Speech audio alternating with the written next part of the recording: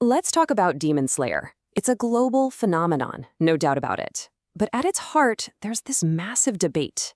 How did a show that's celebrated for its absolutely mind-blowing visuals, but let's be honest, often criticized for its story, become one of the biggest things on the entire planet? Just to give you an idea of the scale we're dealing with, look at this number. That's $507 million. That's what the Mugen Train movie made at the global box office. It became the highest-grossing anime film of all time. I mean, this isn't just a hit show. This is a full-blown cultural juggernaut. Okay, so here's the real mystery. The story is about a kind young man named Tanjiro. His whole family gets slaughtered by demons, and his little sister, Nezuko, gets turned into one.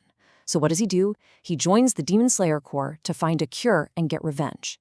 It's a classic setup, right? You've heard a story like this before.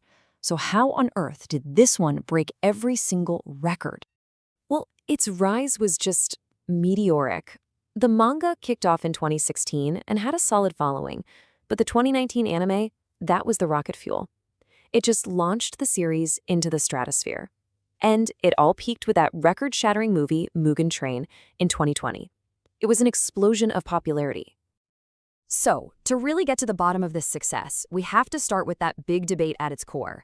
Is Demon Slayer a genuine masterpiece of storytelling, or is it really just a case of style over substance? The main argument you hear all the time from critics and even a lot of fans is that the story itself is, pretty standard stuff. The plot points, the character journey, it's all very familiar if you've ever watched a shonen anime before. That genre all about action, adventure, and friendship. And man, this quote from a Reddit user just hits the nail on the head. It perfectly captures that main critique. It's this idea that the show's writing has some weaknesses, but they're totally covered up because the animation is just so overwhelmingly good. And look, this is not just an English-speaking thing. This Portuguese-speaking fan says, the story is very standard and rushed at the end. It's very cliché. It's the exact same conversation, the same criticism happening in fan communities all over the world. The criticism gets pretty specific, too. A lot of people point to the main bad guy, Muzan Kibatsuji. As this one fan put it, very simply, the villain is very bad and dumb. A lot of people just feel he's a bit one-dimensional. So this really lays out the two sides of the coin perfectly. In one corner, you have people saying it's full of generic tropes, the pacing is rushed, and it has a weak villain. But in the other corner, you have everyone praising its absolutely breathtaking animation, the powerful emotional moments, and a super memorable supporting cast. So who's right? All right, let's start with the one thing pretty much nobody argues about, its biggest strength. We're talking about the visual artistry that took this story and turned it into a global event. The studio behind the anime is called Ufotable, and their work on this show is so legendary that people have actually coined a term for it, the Ufotable effect. They didn't just adapt the manga, oh no. They basically transformed it into a living, breathing masterpiece. And you can feel it.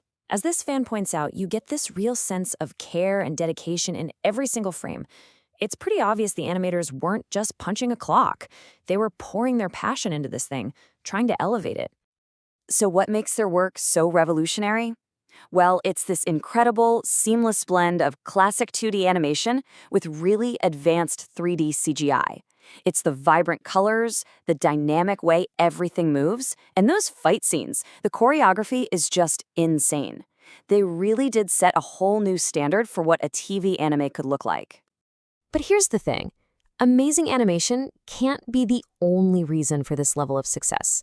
I mean, lots of shows look good, right? There has to be something else going on here, something deeper under the surface.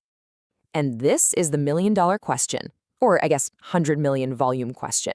The anime's popularity made manga sales go through the roof, making it one of the best-selling of all time. But think about it. The manga doesn't have Ufotable's animation. It's just black and white drawings. People were buying it for the story. So what was it that they were connecting with so deeply? I think this analysis from the symbolic world really gets to the core of it. When you look past all the flashy sword fights, Demon Slayer is a profoundly emotional story. It's about that battle we all have inside us, the one between our trauma and our hope, between ugliness and beauty. This right here, this is the real engine of the whole series.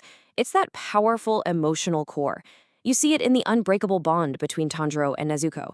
You see it in Tanjiro's almost radical sense of empathy. I mean, he actually mourns the demons he has to kill. Themes like family, loss, and hope, those are universal. They hit you on a really personal level. And if you dig a little deeper, the story is just layered with this surprising depth. It's set in Japan's Taisho era, which was this really tense time between old traditions and new modernity. It's soaked in authentic Japanese folklore and mythology. And Tanjiro himself? He's basically a classic shaman figure, a healer trying to restore balance to a broken world. Okay, now we're going to get a little academic for a second, but stick with me because this is fascinating. Some people have looked at the story through the lens of something called cultural hegemony.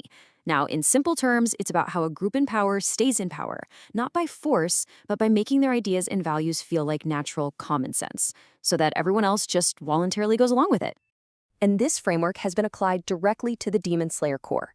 Their leader, Kagaya Ubayashiki, isn't a great fighter. He's actually quite frail. He leads through his charisma, his empathy, and a powerful ideology. So the Hashira, these elite, super strong warriors, they follow him. Why? Not because he forces them to, but because they've completely internalized his values of duty and sacrifice. It's a really cool lens for looking at the power dynamics in the story.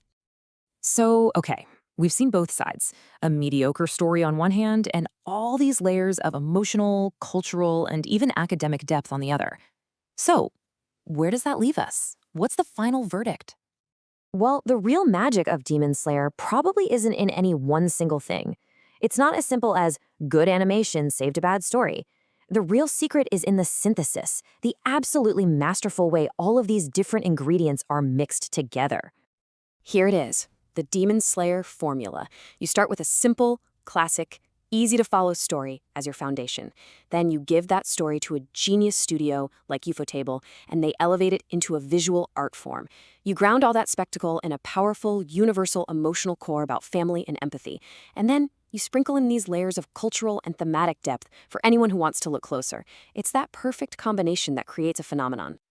In the end, maybe the whole debate over masterpiece or mediocre kind of misses the point.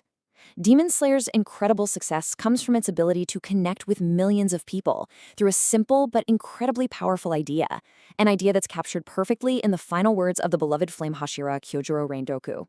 It's a call to find your purpose, to fight for the people you love, and to set your heart ablaze.